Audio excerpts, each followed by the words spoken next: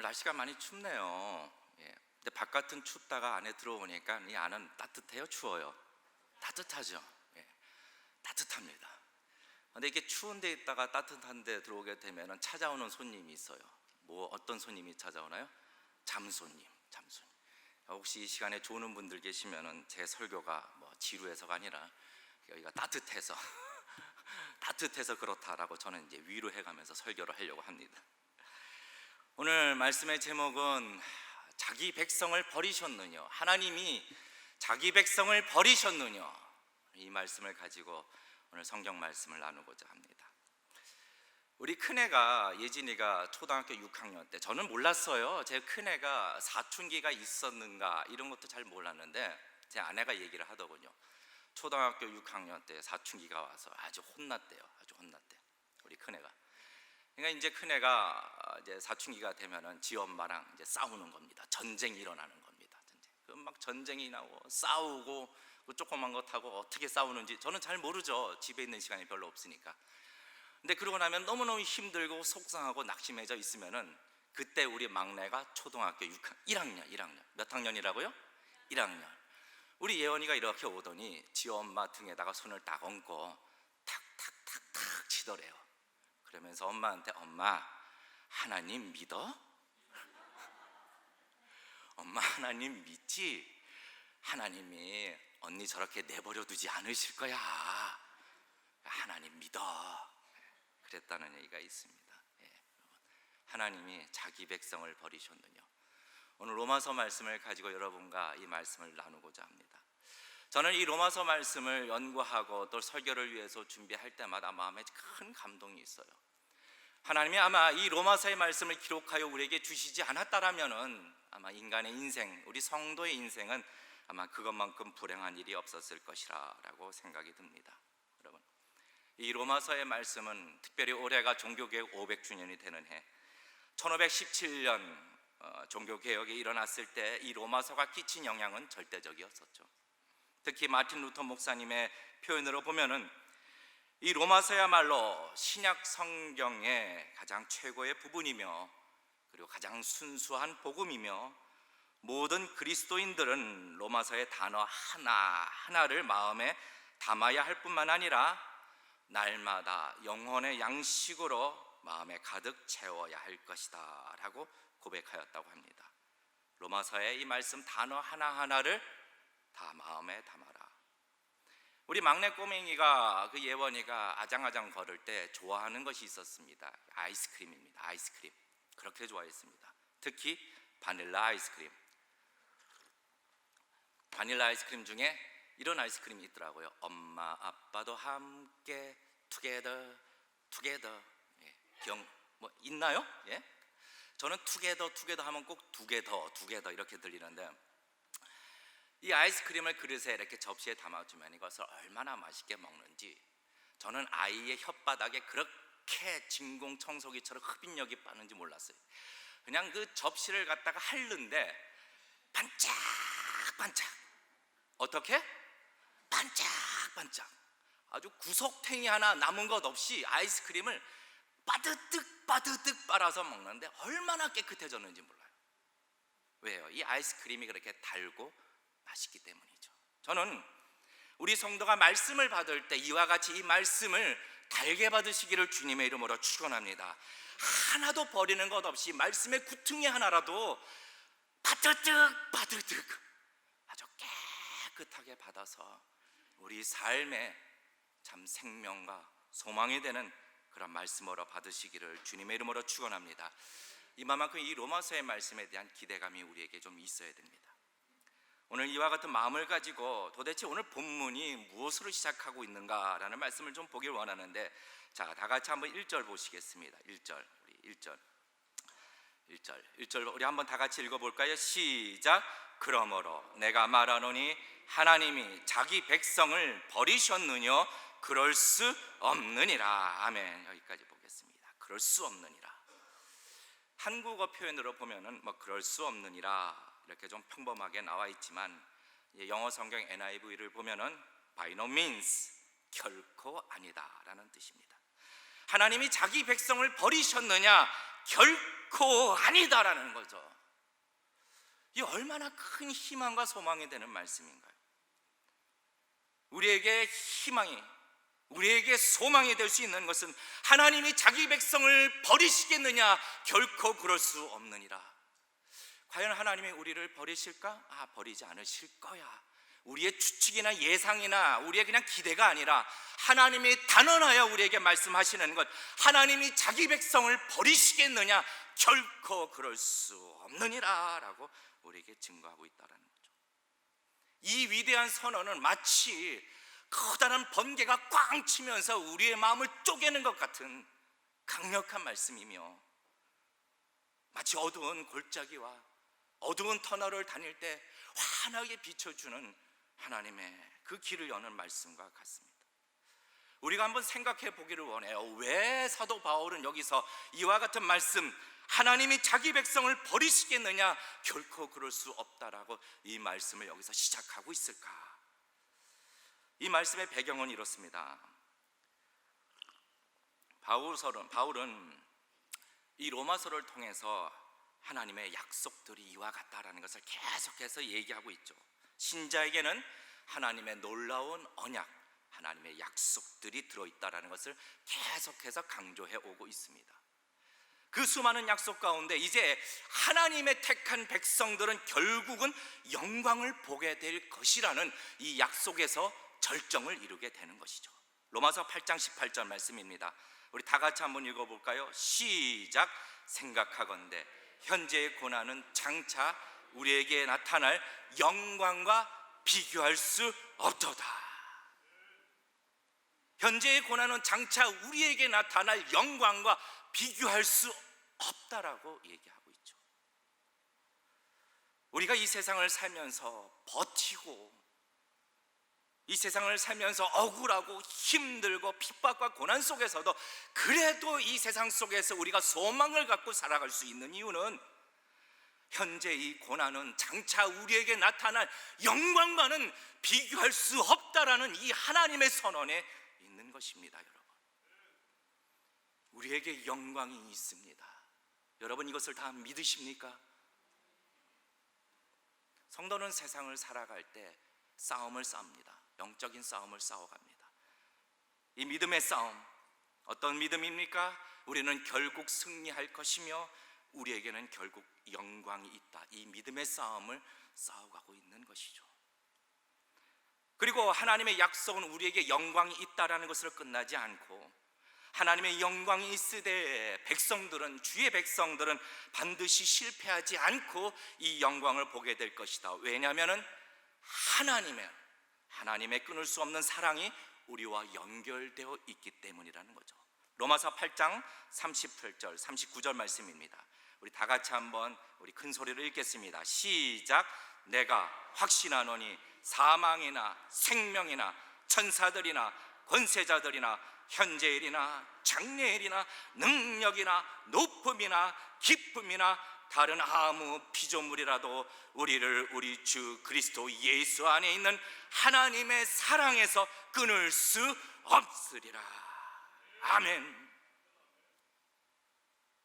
장래일이나 능력이나 높음이나 기쁨이나 사망이나 생명이나 그 어떤 것도 아무 피조물이라도 우리로부터 하나님의 사랑에서 끊을 수 없다라는 거죠. 하나님의 택하심을 입은 백성은 그 누구라도 반드시 이 영광을 보게 되는데, 그 이유는 끊을 수 없는 하나님의 사랑이 우리와 연결되어 있기 때문이라는 겁니다.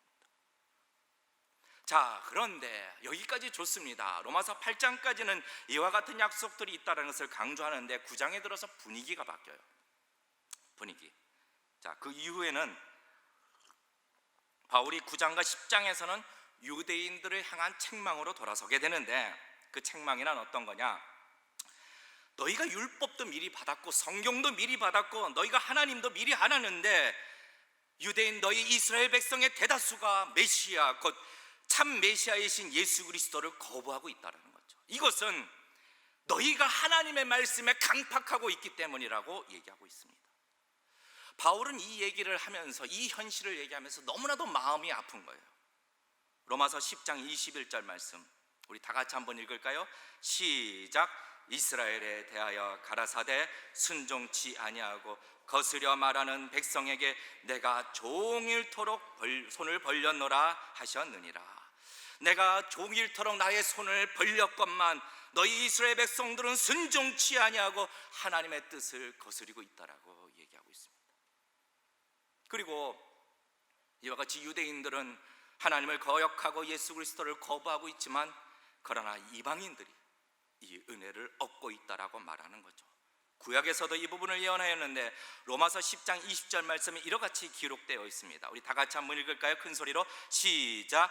또한 이사야가 매우 담대하여 이르되 내가 구하지 아니하는 자들에게 찾은 바 되고 내게 문의하지 아니하는 자들에게 나타났노라 하였다. 이 이방인들에게 나타난다라는 얘기죠. 유대인들은 스스로 내가 하나님의 백성이라고, 자기가 하나님의 백성이라고 말을 하지만 그러나 실제로는 이들은 하나님을 거부하고 있고 하나님의 말씀에도 그 마음이 강팍하고 있다는 거죠. 과연 신자라고 우리가 말하면서 하나님의 말씀에 우리의 마음이 강팍하고 있다면 과연 신자가 맞을까요? 바울은 이 부분에 대하여 너무나도 마음이 아픈 거예요. 그래서 이렇게 고백합니다. 로마서 9장 3절 말씀 우리 다 같이 한번 읽겠습니다. 시작. 나의 형제 곧 골육의 친척을 위하여 내 자신이 저주를 받아 그리스도에게서 끊어질지라도 원하는 바로다. 이 마음이 아픈 거예요. 제가 이제 본문에 이렇게 같이 계속 읽습니다. 읽는 이유가 이게 따뜻하면 찾아오는 무슨 손님? 잠손님 때문에. 제 설교가 지루해서가 아니라 잠손님 때문에. 자, 어찌됐건 이 시점에서 이와 같은 일들을 계속해서 강조하니까 이제 드디어 유대인들이 꼬투리를 잡습니다. 심각한 유대인들로부터 도전을 받게 되는데, 그러니까 잘 알지도 못하면서 자꾸 꼬투리를 잡아요. 이 인간입니다. 아니 그렇다면은 자 보십시오. 바울이요, 그렇다면은 유대인들에게 향하였던 하나님의 약속과 자기 백성에게 향했던 그 약속들은 어떻게 되는 것인가? 하나님이 유대 백성을 향했던 약속들, 내가 너희의 하나님이 되고 너희는 나의 백성이 되리라고 하였던 그 하나님의 약속은 도대체 어떻게 된 것입니까? 하나님은 변덕스러운 하나님이신가요? 마음에 들 때는 자기 백성으로 삼았다가 들지 않으면 내치시는, 버리시는 그런 하나님이신가요?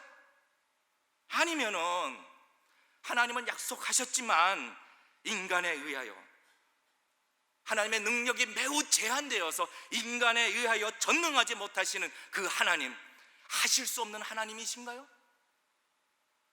로마서 10장 21절에 내가 종일토록 손을 벌렸다라고 말씀은 하시지만 그럼인데도 유대인들은 저항하고 결국 메시아이신 예수 그리스도를 거부한 꼴이 되지 않았습니까?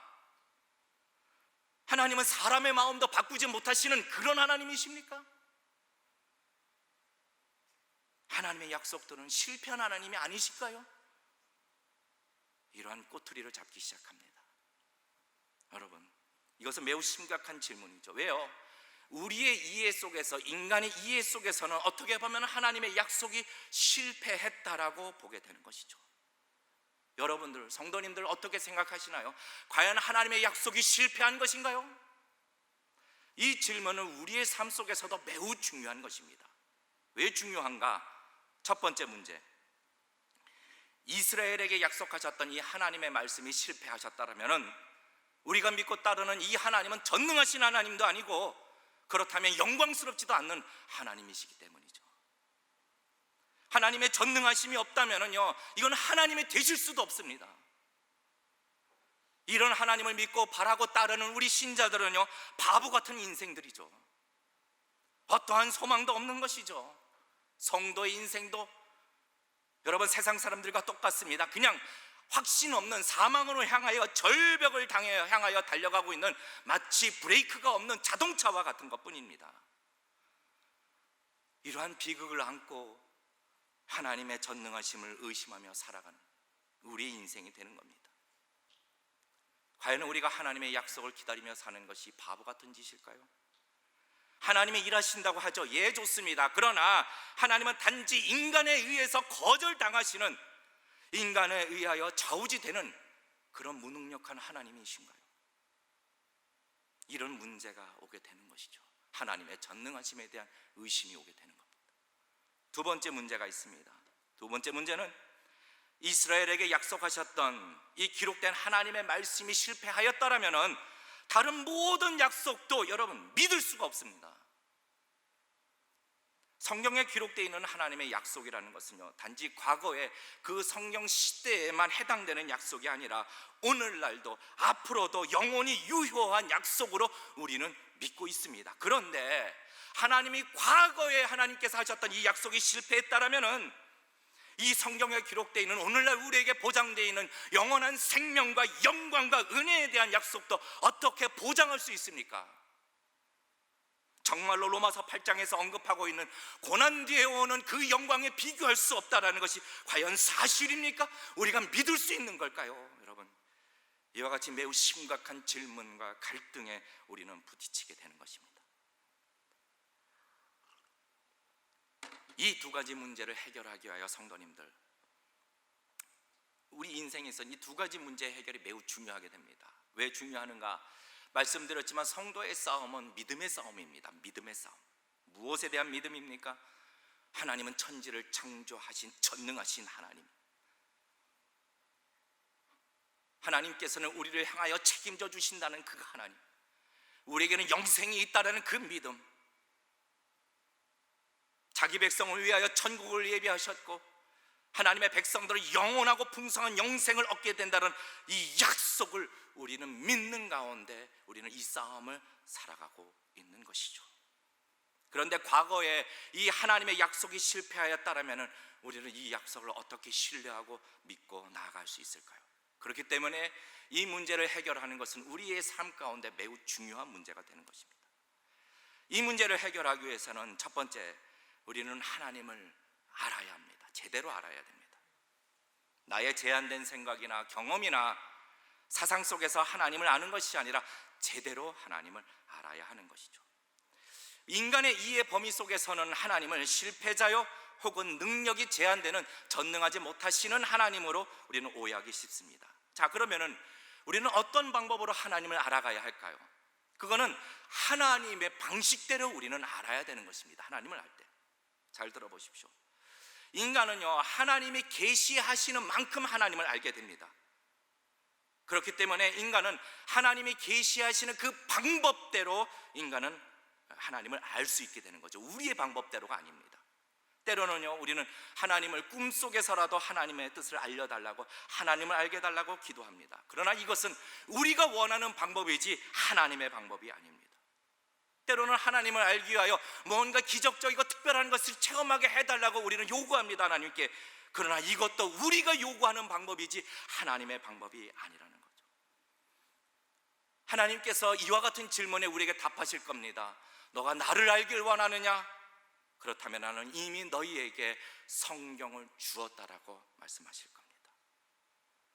성경에는 수많은 하나님의 역사와 하나님의 행하신 일들과 하나님의 약속들이 기록되어 있죠. 천지창조서부터 아브라함과 믿음의 자손들에 대한 약속들, 출애굽에 대한 모든 과정과 광야에서의 여정과 율법을 주신 사건과 약속의 땅 가나안 땅의 입성과 사사시대와 다윗과 또 솔로몬의 시대와 북이스라엘과 남유다 왕국의 분열된 역사들과 바벨론 포로와 메시아의 도래와 예수님의 사역과, 여러분, 이 모든 것들 우리는 이렇게 물을 수 있습니다. 아니, 하나님, 우리가 왜 이런 다른 민족에 대하여, 다른 남의 나라의 역사에 대해서 우리가 알아야 됩니까?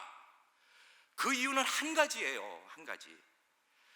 왜냐하면 하나님께서 이 역사를 통하여 우리에게 우리의 하나님이 누군가, 나의 하나님이 누군가를 가르쳐 주시는 하나님의 정하신 방법이기 때문이죠.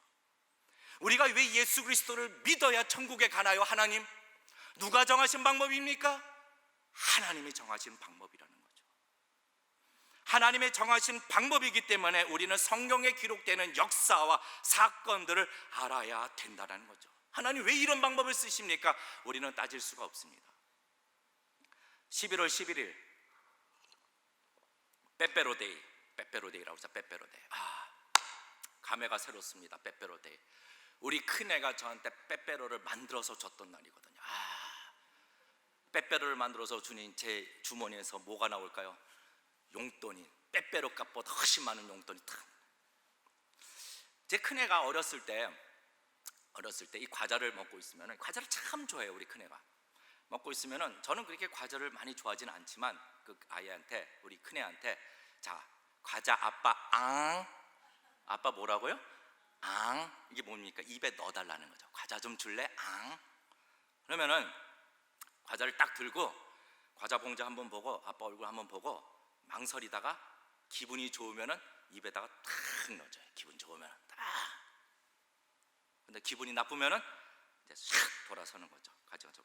그러면 여러분, 제가 그 과자를 왜 달라고 할까요? 왜? 심술나서? 욕심나서? 제가 과자를 좋아해서? 아니요. 제 딸아이가 자기가 좋아하는 그 과자를 저의 입에 넣어주는 것, 아빠에게 준다는 것, 그것이 기분이 좋은 거죠. 뭐냐입니까? 과자보다 아빠를 더 어떻게? 좋아한다는 것. 내가 아끼더라도 이 과자를 아빠한테 줄 수 있어라는 이 표현 때문에. 그러면 저 꼬맹이에게 가만히 있나요? 그렇지 않죠. 더 큰 보상을 하게 되는 거죠. 내가 그런 아빠다. 제가 이것을 가르쳐 주기 위하여 가끔가다 아빠 앙 이렇게 얘기를 하는 겁니다. 어느 정도 크니까 우리 큰아이가 그렇게 얘기하더군요. 제가 또 과자를 하나 달라고 그러니까, 예전아 아빠 그 과자 하나 줄래? 조금 크니까 이렇게 말을 해요. 아니, 아빠는 돈 많으면서 과자 사 먹으면 되지 왜 달라고 하는지 모르겠다라고. 물론 맞죠. 그러나 제 마음은 무엇입니까? 우리 딸아이에게 무엇인가 더 큰 것을 주고 싶기 때문에 아빠 그렇게 요구하는 겁니다. 이것이 바로 제 방법인 거죠. 하나님은 하나님의 방식대로 하나님이 어떤 분이신지를 가르쳐주고 있는 것입니다. 그것이 무엇입니까? 하나님이 기록되어 있는 성경을 통하여 우리에게 가르쳐 주시는 것. 여러분, 하나님을 정말로 알기를 원하십니까? 여러분, 체험도 아니고 기적도 아니고 하나님의 살아있는 말씀으로 돌아가시기를 주님의 이름으로 축원합니다. 이게 중요한 것이죠. 자, 그렇다면 두 번째로, 과연 이 말씀 속에서는 오늘 유대인들에 대한 하나님의 약속을 어떻게 풀어가고 있는가에 대한 문제입니다. 바울은 하나님의 유대인들을 버리고 이방인들에게 눈을 돌린 것이 아니다라고 강조하고 있죠. 이것을 말하기 위해 가장 먼저 자기 자신이 유대인이라는 것을 강조하고 있습니다. 다시 한번 1절 말씀 볼까요? 우리 1절 말씀, 로마서 11장 1절 말씀. 자, 위에 자막에 보면은 그 후반절만 나와 있습니다. 후반절만 같이 읽겠습니다. 시작. 나도 이스라엘인이요 아브라함의 씨에서 난 자요 베냐민 지파라. 아멘. 무엇을 강조하나요? 바울은 내 자신이 먼저 육신적으로 유대인이라는 것을 확인시켜 주고 있다는 거죠. 그렇지만 하나님은 유대인이 나를 버리지 않으시고 하나님의 나라를 위하여 택한 자가 되었다라고 고백하는 겁니다. 갈라디아서 2장 8절과 9절 말씀 우리가 띄워주시고요, 같이 한번 읽겠습니다. 갈라디아서 2장 8절과 9절 시작. 베드로에게 역사하사 그를 할례자의 사도로 삼으시니가 또한 내게 역사하사 나를 이방인에게 사도로 삼으셨느니라.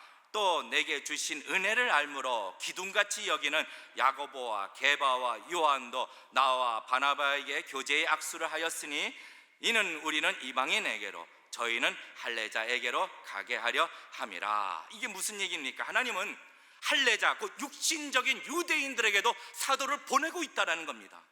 하나님은 베드로와 야고보와 요한을 사용하셔서 유대인들의 사도로 삼으셨다는 거죠. 그러므로 하나님께서 유대인을 버리셨느냐라는 이 명제는 성립이 안 되는 겁니다. 두 번째로, 그렇다면은 과거 구약에는 어떻게 했는가? 구약에는 과연 하나님이 유대 백성을 버리셨는가? 그렇지 않다라는 것을 설명하기 위하여 구약에 기록되어 있는 엘리야 사건을 근거로 됩니다. 우리 로마서 12장 2절부터 5절까지 말씀, 우리 성경 말씀 좀 볼까요? 성경 찾아보셔서 로마서 11장 2절부터 5절까지 말씀인데요, 제가 2절 읽고 우리 교독 한번 해볼까요? 제가 먼저 2절 읽겠습니다.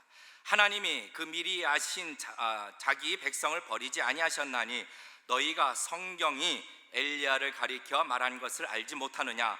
저가 이스라엘을 하나님께 송사하되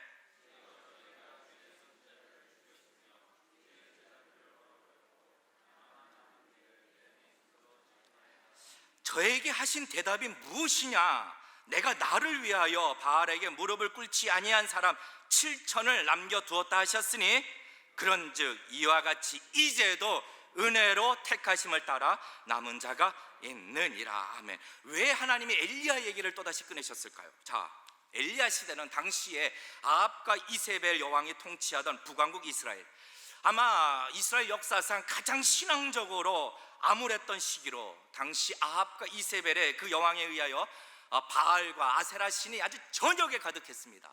그리고 주의 선지자들을 핍박하고 다 죽이고, 그러자 엘리야가 갈멜산 전투를 벌이게 되죠. 갈멜산 전투에서 바알과 아세라 선지자 850인을 다 처단하여 죽입니다. 그럼에도 불구하고 북왕국 이스라엘 백성들이 돌아왔느냐, 아합이 돌아왔느냐, 이세벨이 돌아왔느냐? 아니요, 그렇지 않죠. 오히려 돌아오기는커녕 바로 엘리야를 죽이려고 합니다. 더 이상 엘리야는 이 북왕국 이스라엘이 하나님이 버리셨다라고 생각했던 것이죠. 주여, 저희가 주의 선지자들을 죽였으며 주의 제단들을 헐어버렸고 나만 남았다라고. 하나님, 당신의 백성을 포기하셨습니까? 이스라엘 백성들을 버리셨습니까? 그러나 여기에 하나님의 대답이 있는 것이죠. 4절 말씀에 저에게 하신 대답이 무엇이냐? 내가 나를 위하여 바알에게 무릎을 꿇지 아니한 사람 7천을 남겨두었다라는 말씀. 이스라엘 사람들 대부분이 하나님을 거부하였다 할지라도, 때로는 많은 핍박과 고통의 시대를 산다 할지라도 하나님은 자기 백성이 있다라는 겁니다. 자기의 택하심을 따라 남겨둔 자가, 내가 남겨둔 자가 있다라고 얘기하는 거죠. 얼마 전에 트럼프 미국 대통령이 이제 한국을 방문해서 국회에서 연설하는 것을 들은 적이 있어요. 들었습니다. 제가 그 연설을 들으면서 깜짝 놀란 게 있어요. 어쩌면 그렇게 영어를 잘하는가. 영어를 너무 잘하는 거예요. 저는 영어 공부를 갖다 11년, 12년을 했는데 미국에 가보니까 노숙자들도 영어를 겁나게 잘해요. 저는 깜짝 놀랐습니다. 자, 이 대통령 연설 중에, 트럼프 대통령 연설 중에 이와 같은 연설문이 있었는데, 북한은 기도를 하다가 발각되거나 성경을 가지고 적발되면 처형을 당한다, 이 내용을 담고 있습니다. 예수 그리스도에 대한 믿음의 탄압, 죽음, 고통, 핍박이 있는 북한이라 할지라도 여전히 그곳에서는 주님이 택하신 백성들이 있다라는 것이죠. 이들이 어떻게 남아있을 수 있을까요? 스스로 지혜가 있어서? 아니요. 뭔가 인내를 잘 참을 수 있는 능력이 있어서? 아니요. 이들은 운이 좋아서? 아니요. 하나님이 은혜로 이들을 보존케 하셨기 때문인 것이죠. 다 같이 한번 우리 로마서 11장 5절 말씀 우리 다 같이 읽어볼까요? 시작. 그런즉 이와 같이 이제도 은혜로 택하심을 따라 남은 자가 있느니라. 아멘. 구약에도 하나님의 은혜로 택함 받은 자들이 있고, 지금도 은혜로 택함 받은 자들이 있고, 지금은 이방인들이 하나님께로 몰려오고 있지만 다 몰려오는 것이 아니죠. 그 가운데서도 하나님의 택한 자들이 하나님 앞으로 나오고 있다는 거죠. 오늘 이 시간 저와 여러분이 하나님께 예배할 수 있는 이유도 하나님이 저와 여러분을 은혜로 택하셨기 때문이라는 것을 믿고 감동하시기를 주님의 이름으로 축원합니다. 중요합니다. 그러므로 결론적으로 하나님은 자기 백성을 버리신 것이 아니라 오히려 자기 백성들을 보존케 하신 것이죠. 결국 자기 백성을 향하신 하나님의 약속도 실패한 것이 아니라 그 약속을 이루신 것이죠. 마지막으로, 그렇다면 우리는 이 말씀을 놓고 우리는 무엇을 받아야 할까요? 여러분, 우리가 믿고 있는 하나님의 약속들을 끝까지 신뢰하시기를 주님의 이름으로 축원합니다. 우리는 하나님의 약속을 의심할 이유가 없어요. 내가 이해하지 못한다고요? 내가 용납하지 못하는 일들이 있다고요? 여러분, 그렇다 하더라도 우리는 끝까지 하나님의 약속을 믿어야 하는 것입니다. 여러분, 어떤 약속입니까? 첫째로, 하나님은 자기 백성을 절대로 버리지 않는다라는 거죠. 과거에도 버리지 않으셨고 지금도 버리지 않으셨으며 앞으로도 절대로 하나님은 자기 백성을 버리지 아니하시고 책임져 주시는 하나님이심을 믿으시기를 주님의 이름으로 축원합니다. 한순간도 하나님께서는 자기 백성을 버리신 적이 없다라는 겁니다. 여러분, 빌립보서 1장 6절 말씀 우리 다 같이 한번 읽겠습니다. 시작. 너희 속에 착한 일을 시작하신 이가 그리스도 예수의 날까지 이루실 줄을 우리가 확신하노라. 아멘. 하나님은 우리를 포기하지 않으십니다, 여러분. 그러니 우리도 우리의 인생을 포기해서는 안 되죠. 하나님은 우리의 자녀들도 포기하지 않으십니다. 그러니 우리도 우리의 자녀들을 포기해서는 안 된다는 것이죠. 하나님은 이 나라를 포기하지 않으십니다. 그렇기 때문에 우리는 이 나라에 하나님께서 지켜주신다라고 우리는 믿고 끝까지 기도하는 것입니다.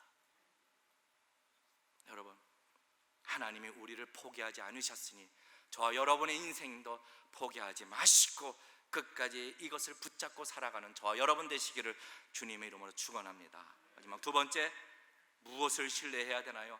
하나님의 백성에게는 영광이 있다. 무엇이 있다? 영광. 하늘의 영광, 하늘의 영광, 나의 마음속에 차고도 넘쳐. 시편 73편 24절 말씀에 이와 같은 말씀이 기록되어 있습니다. 같이 읽으실까요? 시작. 주의 교훈으로 나를 인도하시고 후에는 영광으로 나를 영접하시리니. 아멘. 후에는 영광으로, 주의 교훈으로 나를 인도하시고, 주의 교훈이 무엇입니까? 하나님의 말씀으로 나를 인도하시고 후에는 나를 영광으로 영접하시리니. 말씀을 맺습니다. 하나님이 우리에게 주신 이 성경이 있다라는 것, 이것은요, 하나님이 우리에게 주신 이 약속이 있다라는 것, 이것은요, 하나님이 우리를 포기하지 않으셨다라는 하나님의 의지요, 하나님의 뜻이요, 그렇게 일하시겠다는 하나님을 우리에게 가르쳐 주고 계시다라는 거죠. 여러분, 우리는 지금 믿음의 싸움을 싸워가고 있습니다. 때로는 병상 중에 있을 수 있고, 때로는 억울한 일 가운데 있을 수 있고, 때로는 고통 가운데 있을 수 있고, 여러분, 우리는 이 믿음의 싸움을 싸워가고 있습니다. 여러분, 하나님을 신뢰하십시오. 어떻게 하는 것이 하나님을 신뢰하는 것입니까? 하나님의 기록되는 약속을 붙드는 거죠. 성경의 약속들을, 기록된 약속들을 붙들기 위해서는 우리는 이 성경을 알아야 해요.